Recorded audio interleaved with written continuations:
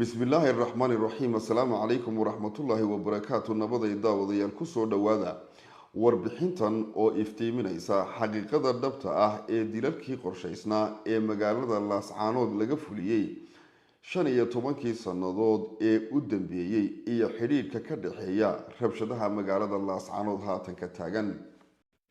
yuusuf cali maxamed cabdiraxmaan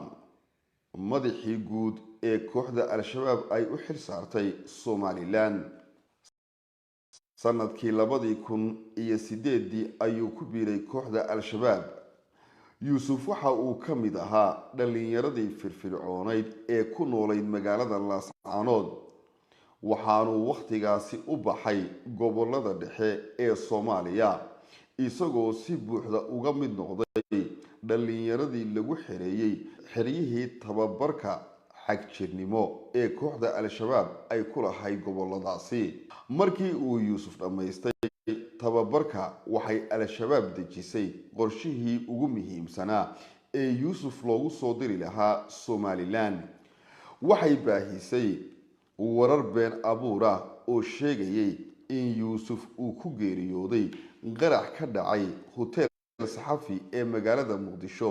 9kii bishii Noofambar ee sanadkii 2018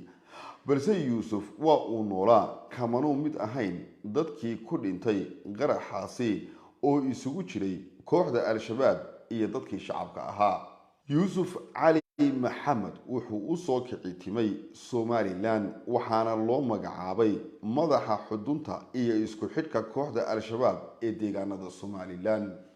yuusuf cali maxamed wuxuu lahaa magacyo badan oo afkarasho maadaama kooxda al-shabaab dhexdeeda ay waajib ka tahay magacyo tiro badan oo afkarasho oo ay kaga howlgalaan hadba deegaanka ay doonayaan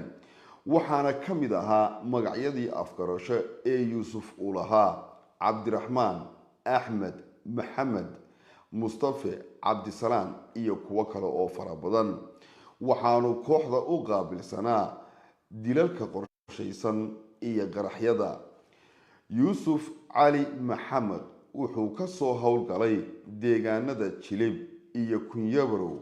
ee dalkaasi Soomaaliya gaar ahaan gobolada Shabeellada Dhexe ka hor intii aanu u soo kici timin Somaliland si uu halkaasi uga sameeyo xarumo looga dabqaado kooxda al-shabaab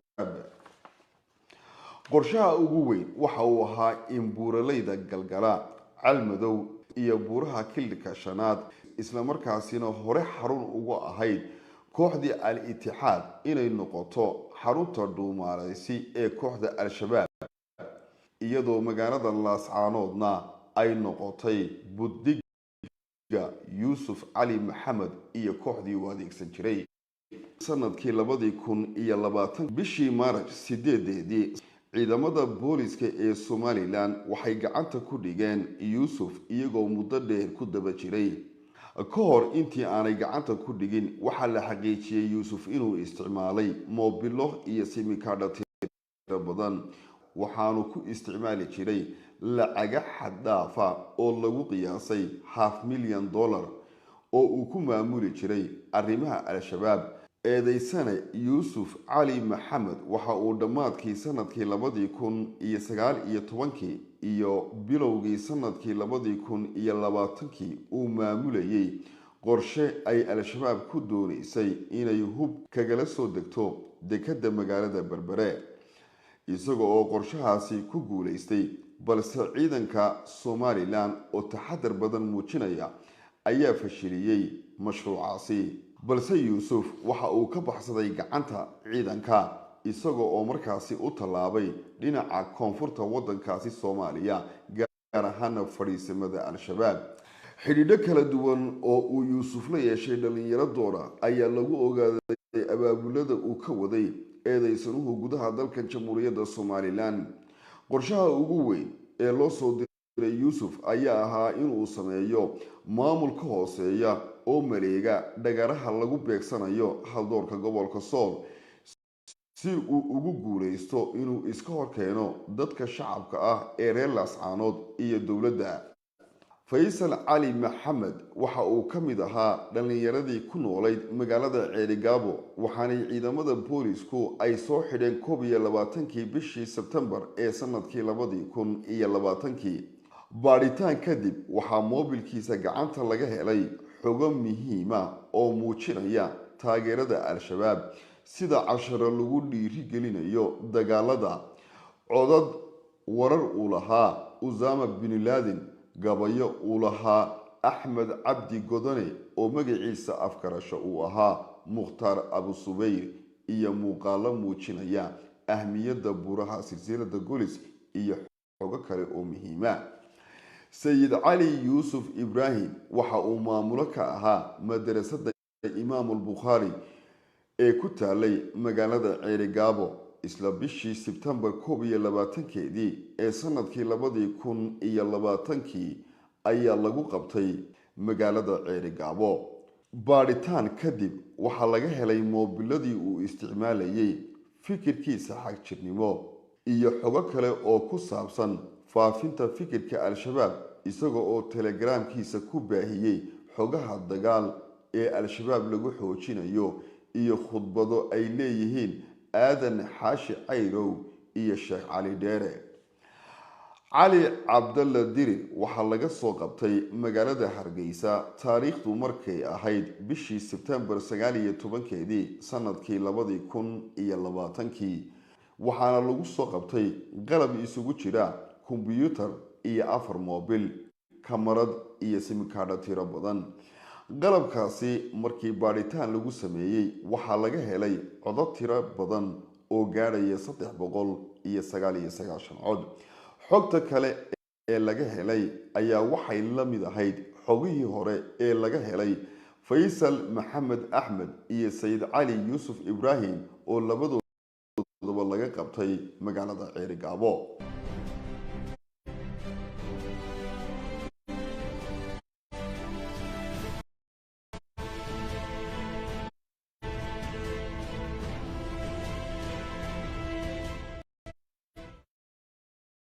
Mukhtaar Mahad Axmed waxa uu ahaa madaxii amniyaadka al-shabaab u qaabilsanaa Buuhoodle tan iyo sanadkii 2019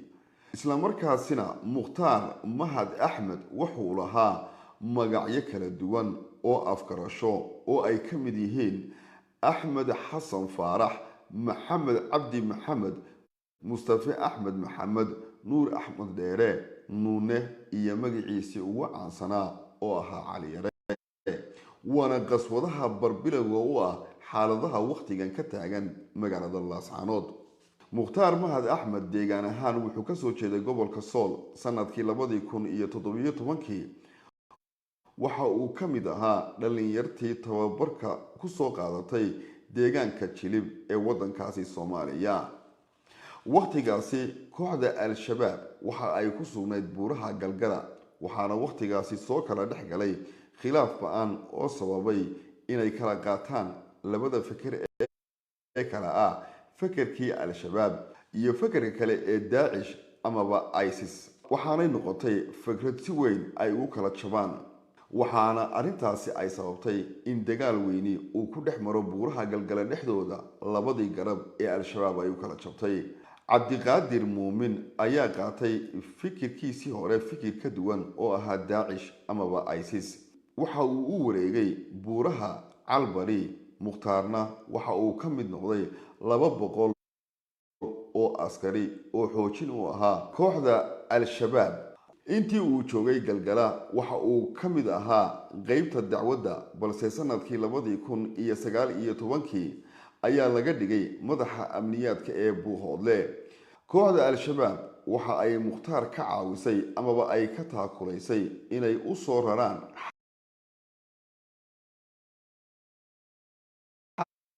xaaskiisii oo waqtigaasi deganayd koonfurta wadankaasi Soomaaliya isla markaasina la soo dejiyo deegaanka Buuhoodle isagoo oo markii dambena samaystay reer kale oo uu dejiyay miyiga Buuhoodle koox abaabulan ayuu ka sameeyay magaalada Laascaanood waxaana ka mid ahaa Kamaal Cabdilaahi Siciid Muuse Xudayfi Cabdiraxmaan Cumar iyo Cabdiraxmaan Cumar Yaasiin oo aabba u ahaa xudayfi cabdiraxmaan cumar. mukhtaar mahad axmed waxa uu la wareegay xilkii amniyaadka ee buuhoodle isaga oo kala wareegay cabdiraxmaan cumar yaasiin oo muddo ku dhow 7 sannadood xilkaasi hayay. mukhtaar waxa uu ku xidhnaa 2 nin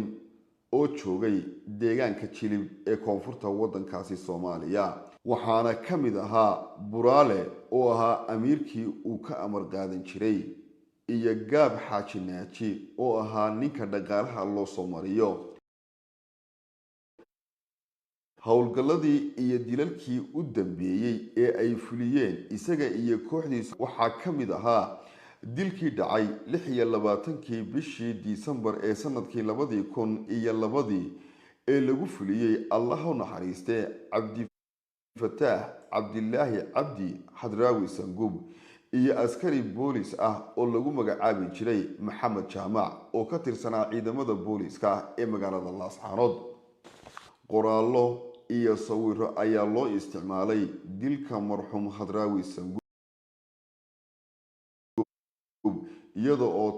tallaabo loo xaqiijinayay halka uu ka soo jeedo, shaqadiisa, sawirkiisa, taas oo loo dirayay ciddii uu ka amar qaadanayay mukhtaar mahad axmed. cadaymahaasina waxay ahaayeen kuwii laga helay moobilkiisa. kamaal waxa uu ka mid ahaa dhalinyarada xag jirka ah ee dilalka la fulin jirtay mukhtaar. ciidamada booliska ee Somaliland ayaa gacanta ku soo dhigay xilli uu ku guda jiray howlgal, balse waxaa la qabtay isaga oo aan weli fulin howlgalkaasi. waxaanu ciidamada booliska kala hor yimi istifaacid sababtay inuu dhaawacmo, iyada oo boolisku ugu dambeynna ay ka soo qabteen hoyga uu degan yahay. kamaal waxaa lagu soo qabtay 2 xabo oo F1 ah amaba bamba gacmeed. sidoo kale howlgalkaasi waxaa ciidamada booliska ee Somaliland u suurta gashay inay gacanta ku soo dhigaan xudayfi iyo aabihii cabdiraxmaan cumar yaasiin oo qayb ka qaatay daaweyntii kamaal, iyada oo boolisku ay heleen xogo dhex maray, balse markii dambe la ogaaday inay isku shabakad ahaayeen. ugu dambeyn ciidamada booliska ee Somaliland waxay gacanta ku soo dhigeen mukhtaar mahad axmed. waqtiga ay ciidamada boolisku mukhtaar gacanta ku soo dhigeen waxay ahayd intii ay socdeen rabshadaha iyo qulqulatooyinka haatan ka taagan magaalada Laascaanood. sidoo kalena gurigiisa waxaa laga soo saaray walxa kale oo la xidhiidha waxyaabaha loo isticmaalo dilalka iyo qaraxyada oo ay ka mid yihiin 32 bamba gacmeed iyo 2 sun oo ka mid ah kuwa dhexda lagu xidho ee loo isticmaalo amaba loo adeegsado qaraxyada. waxaanu xilligaasi mukhtaar uu ku sugnaa magaalada buuhoodle. mukhtaar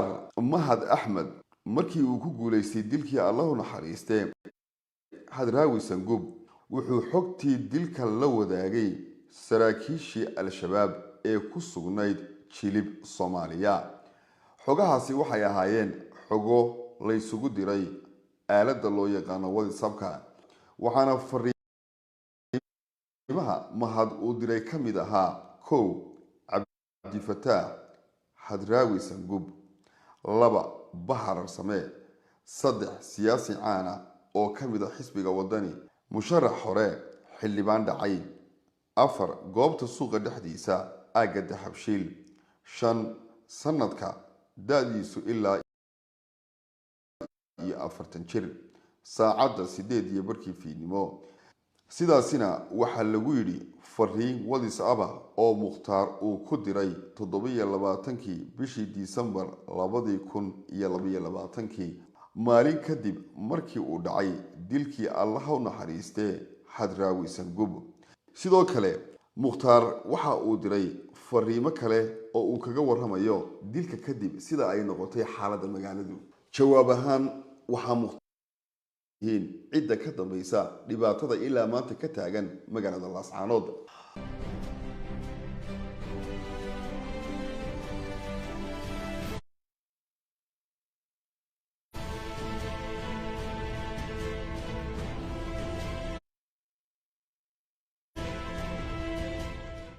sida aynu ognahay amaba aynu ka warhayno qorshayaashaasi kala duwan waxa ay noqdeen kuwii huriyey xaaladda maanta ka taagan magaalada laascaanood waxaanay taasi muujinaysaa in ay tahay gacmaha dhabta ah ee arrintaasi ka dambeeyey kooxda al-shabaab xubnaha ugu muhiimsan ee aynu farta ku fiiqi karno ee ku matalaya kooxda al-shabaab waxaynu si toosa u iftiimin karnaa cabdi madoobe qoorgaab oo inta loogu yahay ku dhintay dagaalka haatan ka socda laascaanood maxamed askar maxamed ayaanle mawlid naylon maxamed farxaan maxamuud jaamac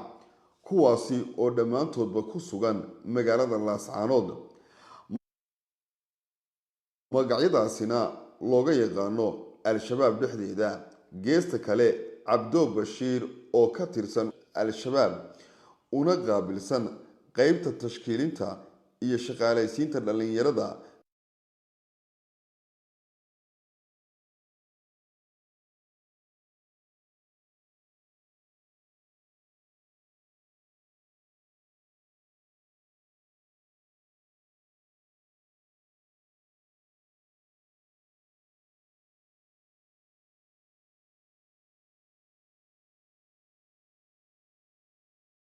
dhow xuduudda Kenya kuwaasi oo uu doonayo in uu u soo diro laascaanood sidoo kale baa ka soo yeedhay horjoogaha al-shabaab ee jubbooyinka taleefankiisuna uu yahay 252 617 eber 5 eber 35 ayaa warar toos ah ka hela cabdi madoobe oo telefoonkiisu uu yahay 252 9 eber 1 47798 eber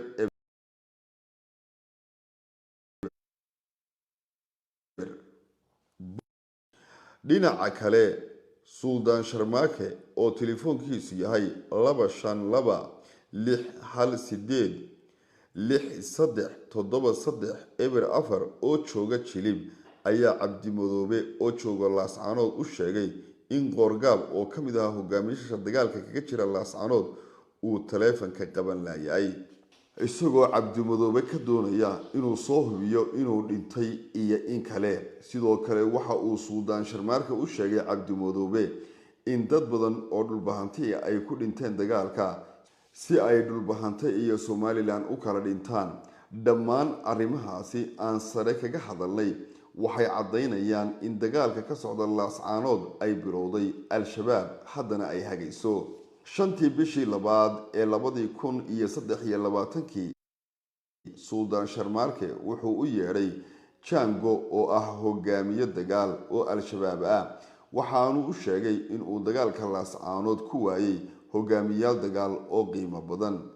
uuna doonayo ciddii u bedeli lahayd jango wuxuu u sheegay in 4 iyaga ka mid ay bixi doonaan waliba maxamed askar maxamed ayaanle sidoo kalena jango wuxuu ballan qaaday inuu heli doono rag kale oo ka soo jeeda jubbada hoose